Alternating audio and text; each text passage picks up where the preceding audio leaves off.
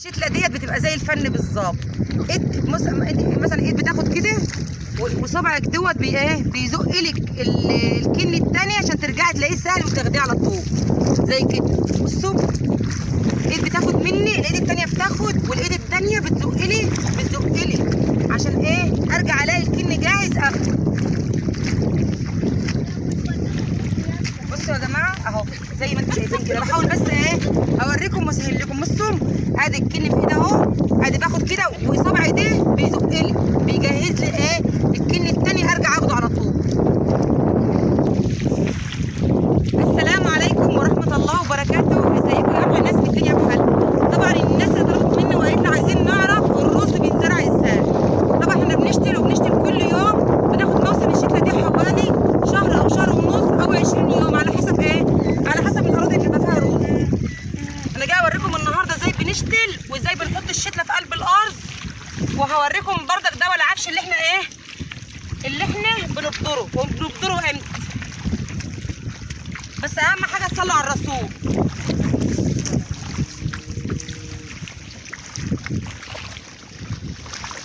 طبعا يا جماعه لازما واحنا بنفصص كده الكن يبقى رفيع كده حوالي 5-6 عيدان بس، عشان خاطر العود يبقى طالع خفيف ويجيب محصول في الرز ياما، وكله بامر الله طبعا.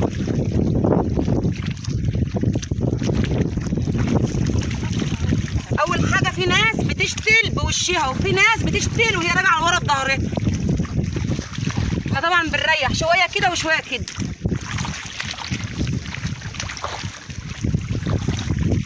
لازم يبقى بين الكن والكن حوالي شبر، ونتمكن واحنا بنحط الكن في قلب الطينه عشان خاطر يمسك على طول وربنا يسهله الحال ويدوق. وبفضل دعواتكم طبعا رزنا يطلع احلى رز. صلوا على الحبيب.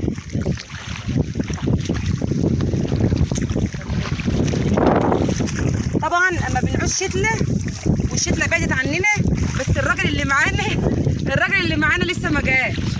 على ما يجي يبقى ينورنا ان شاء الله. ده لو جه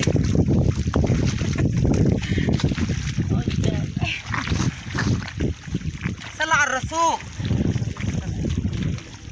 بصوا يا جماعه الحمد لله احنا شاطرين في كل حاجه برضه، بنعرف نعمل اي حاجه. ان شاء الله تزوري النبي اللي تحط لي لايك، ان شاء الله تزوري النبي اللي تحط لي لايك، ان شاء الله تزوري النبي اللي تحط لي لايك.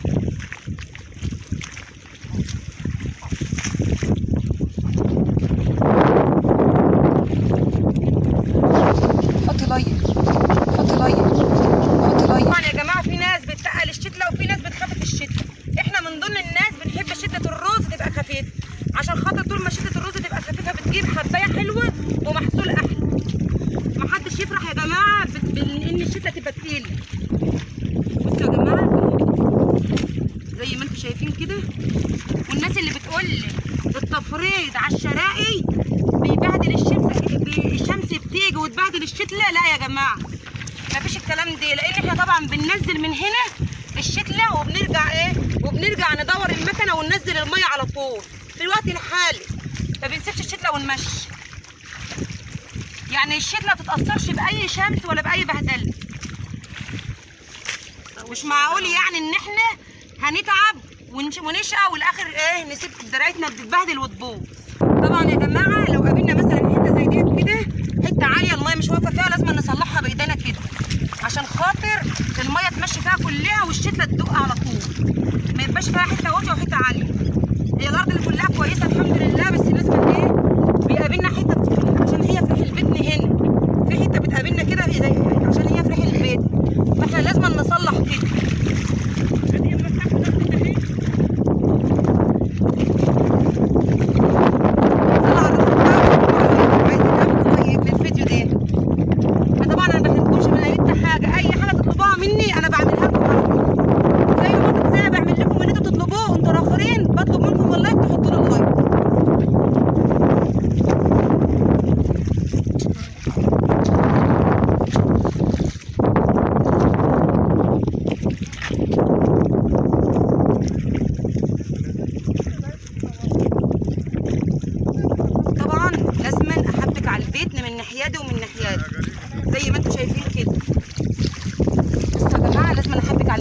برشقه كلته زي ما انتوا شايفين كده. برشق البيت كله زي الدقايق.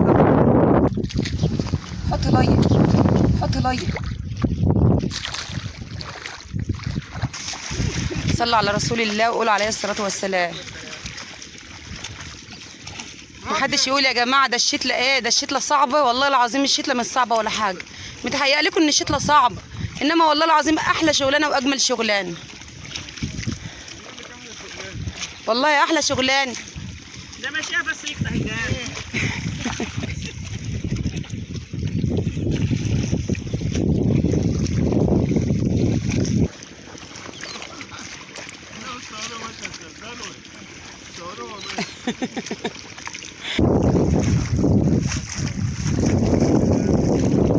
اما اروح اجيب قطوب، اروح اجيب قطوب وما يجيب قطوع الا المقطوع. ولابد ايه، حرام عليك انا معلقه محاليل بقالي يومين، بعلق محاليل 5 وخميس اهو. ده يا جماعه من ضمن الناس اللي بيمروا شبه الست بطه، زي الست بطه اللي بتمر علينا رخ. اظن بقى ست بطه لو احنا مش محتاجين لها ما كناش نزلنا في قلب الميه وقلب الطين وعقنا نفسنا واتبهدلنا عشان خاطر ان احنا نجيب لهم العيش لنا ولاولادنا.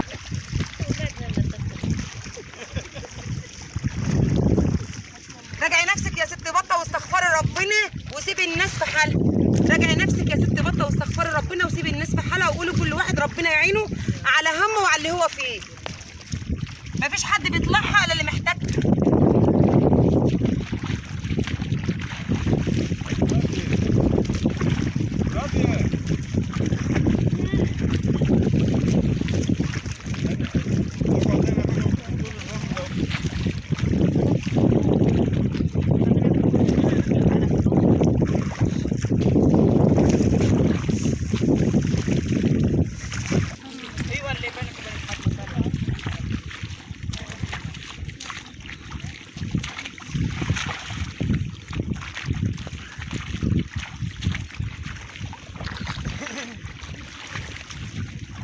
اللي بيسبق بقى يا جماعه في الشغل ده بيرمي الطلعه على زميله، ما بيصدق يخلع ويرمي الطلعه على زميله.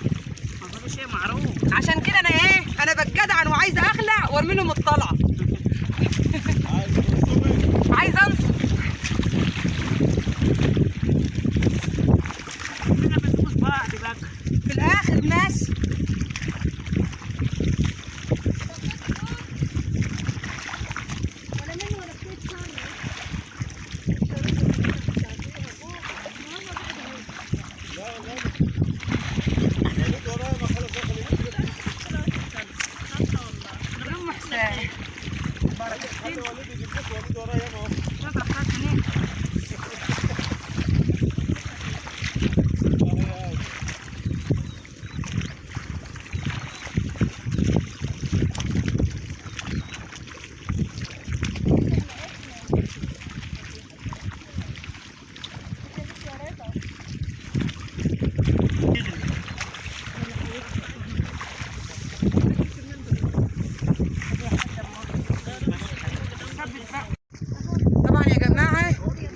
شايفينها ديت ميه موعيه، لان احنا الميه عندنا شويه اسمنه كله عمال ينزل رز ويعمل المشاتل، فالميه شويه هنا عندنا، فدي ميه موعيه اللي احنا عاملينها دي ميه موعيه زي ما انتم شايفينها كده، مش ميه بحاري.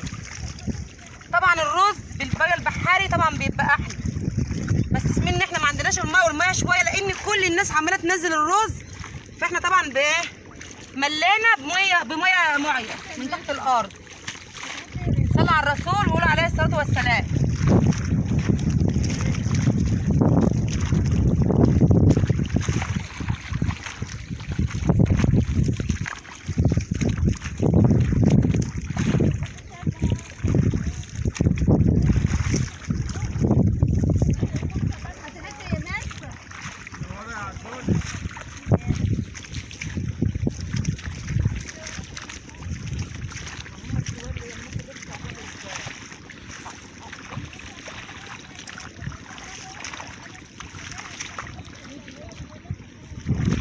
طبعا انا يا جماعه خلاص اهمت، يا جماعه خلاص اهمت بيشطبوا، اخر شويه ما قدامهمش يا دوبك 10 دقايق بيشطبوا، الانفار بتشطب اهي، وانا جايب طبعا هنا عشان خاطر ان انا ارش دواء الحشائش ده، عشان خاطر العفش ما يطلعش بعد الرز ما يدق والميه تنشف، العفش ما يطلعش، ما يبقاش عندنا عفش ونتعب نفسنا وننقي. فانا بقى طبعا انا بحله بميه وزي ما انتم شايفين كده.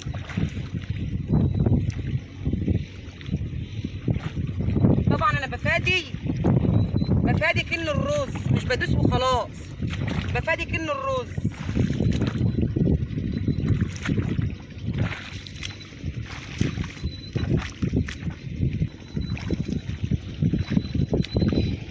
دواء العفش ده يا جماعه مفيد قوي، مفيد عشان خاطر العفش ما يطلعش ونبهدل نفسنا في النقاوه زي ما قلت لكم بالظبط كده. بحله بميه وبرجع اخدها طلعه كده.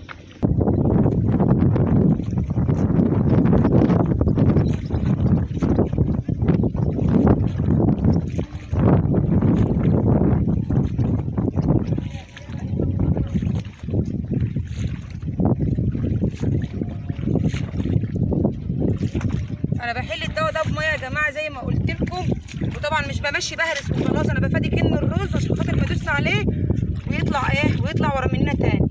لو الفيديو عجبكم ده ما تنسوش تعملوا لنا لايك وتشتركوا